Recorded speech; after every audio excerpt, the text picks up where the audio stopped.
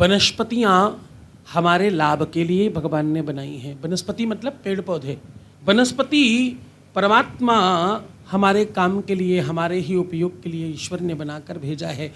शरीर के किसी भी अंग में गांठ होने का मतलब, मैं अक्सर कहता हूँ, शंकर जी को जो बिलपत्र चढ़ाते हो वो पीछे की गांठ तोड़ कर चढ़ाया करो, अन्यथा अपने शरीर में गांठों को निमंत्रित कर रहे हो। गांठ तोड़ कर ही चढ़ाना चाहिए, पहला।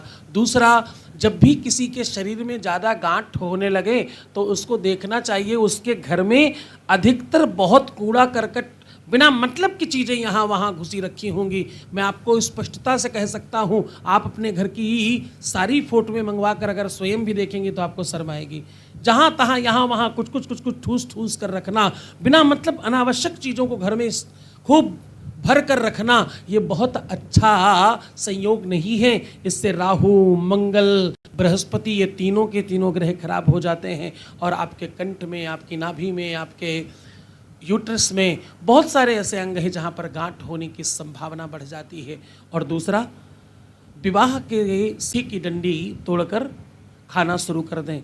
आपको कम से कम 3 महीने, तिभिर्पक्षई तिभिर्मासई तिभिर्वर्षयित फलात्मका, कम से कम 3 महीने तक आपको मिनिमम, मैक्सिमम जब तक ठीक ना हो जाए, आपको खाना चाहिए चढ़ाकर। महादेव कृपा करेंगे। एक छोटी सी डंडी समी पत्र की ऐसी लें जिसमें थोड़ी गांठ बन रही हो, उसे लेकर के कमर में, कंठ में या बाजू में बांध लीजिए, महादेव कृपा करेंगे। वनिता वाघमारे जी हैं महाराष्ट्र से, कृपया खड़े हो जाएं। गुरुदेव सादर प्रणाम।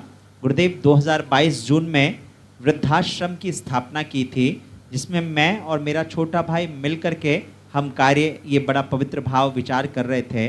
परंतु गुरुदेव ये विचार हमारा साथ का था, परंतु अब गुरुदेव छोटा भाई साथ नहीं दे रहा है, जिस वजह से गुरुदेव ये जो बड़ा पवित्र भाव था वृद्धाश्रम का, गुरुदेव अब ये एक हद तक कहीं ना कहीं असफलता की ओर है। गुरुदेव मार्गदर्शन करें कि किस प्रकार से ये वृद्धाश्रम का जो पवित्रतम भाव है ये पूरा हो।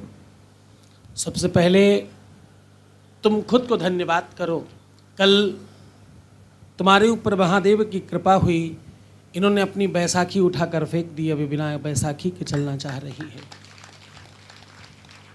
कितने सालों से आप बैसाखी के सहारे चलते थे? हाँ 10, 30, 30 साल से बिना बैसाखी के खड़ी नहीं हो सकती। चलना तो बहुत मुश्किल की बात है, खड़े होने के लिए भी बैसाखी की आवश्यकता थी। कल रात्रि में बैसाखी को कूड़े में डाल दिया। महादेव की कृपा हुई इनके ऊपर, अब ये बिना बैसाखी के चलने की इच्छा रखती हैं और शक्ति परमात्मा ने दी है इनको। तो सबसे पहले तो महादेव ने तुम्हारे जीवन में परिवर्तन शुरू किया, इसके लिए खूब अपने आप को धन्यवाद दो। तुम्हारी कथाओं में आने का बल है। ये लगातार 5 कथाएं इन्होंने करी है। मैं हमेशा कहता हूँ, जो 5 कथाएं बिल्कुल लगातार करता है उसकी किसी भी इच्छा की पूर्ति हो ही जाती है, चाहे कितनी ही बड़ी दिक्कत हो। 30 साल से जो बिना सहारे के, बिना बैसाखी के खड़ा नहीं हो सकता, महादेव की कृपा से आगे बढ़ने की कोशिश कर रहा है। अब तुम्हारे प्रश्न पर आता हूँ।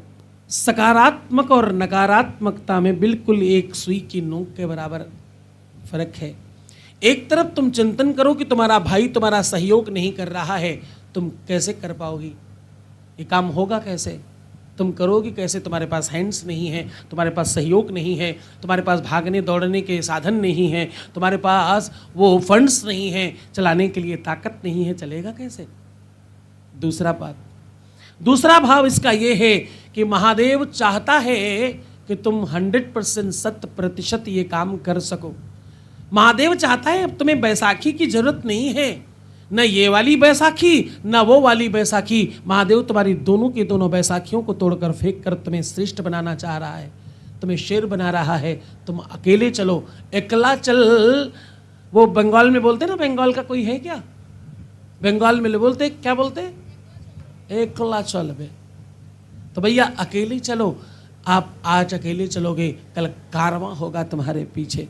तुम अच्छा काम कर रहे हो। हाँ, स्वयं शरीर में सामर्थ्य न होने के बावजूद ऐसा पवित्र भाव, ऐसी पवित्र मानसिकता, सेवा भाव रखना, ये अपने आप में बहुत विशाल काम है। ये सोचा तुमने वही बहुत बड़ा है। तुम सोचो, पूरा करने के लिए महादेव तुम्हें बल प्रदान करेगा। अब तो तुम शिव महापुराण की शरण में हो, अब तो तुम्हें कोई चिंता करने की आवश्यकता नहीं। तुम और बड़ा सोचो, तुम तो सोचो विश्वव्यापी मुझे अनाथ आश्रम खोलने हैं, मुझे वृद्धाश्रम खोलने हैं। तुम प्रश्न करो कि मेरे 1000 वृद्धाश्रम कब खुल जाएंगे।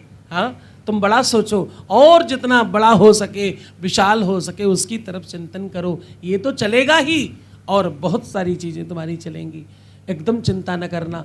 यहाँ से जाते समय भोजपत्र के ऊपर सहित से लिखना ओम पीपलेश्वराय नमः। क्या लिखना है? ओम पीपलेश्वराय नमः। पीपल का जो वृक्ष है वो दृढ़ विश्वास अचल निज धर्मा, वो ऐसे धर्म का प्रतिपादन करता है, ऐसी ताकत का प्रतिपादन करता है। उसकी जड़ें बहुत अंदर होती हैं, इसमें सामर्थ्य बहुत होता है और इसमें सबसे ज़्यादा एनर्जी होती है। ऐसा लिखकर अपने आसपास के किसी भी महादेव मंदिर में जाकर चढ़ा देना और प्रार्थना करना, बाबा ताकत दो मुझे, मैं आपकी कृपा से आपका काम करने जा रही हूँ, मेरे साथ रहना, मेरा साथ देना। अब आप ही मेरे पिता हो, भाई हो, दोस्त हो, मित्र हो, सब आप हो, आप करो। अब मुझे किसी संसारी की जरूरत नहीं है। शरीरधारी, मांसधारी ये लोग तो धोखेबाज होते हैं, ये कभी भी पलट जाएंगे। इंसानों का असली नाम है पलटू राम। क्या नाम है?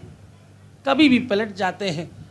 परमात्मा का नाम स्थिर है, तभी तो परमात्मा को पत्थर का बनाया गया। पत्थर की लकीर है परमात्मा, हाँ, जो बिल्कुल दिखता नहीं, जो अदृढ़ रहता है, बिल्कुल तटस्थ रहता है अपनी जगह, उसका नाम ईश्वर है, उसका नाम परमात्मा है, उसका नाम महादेव है।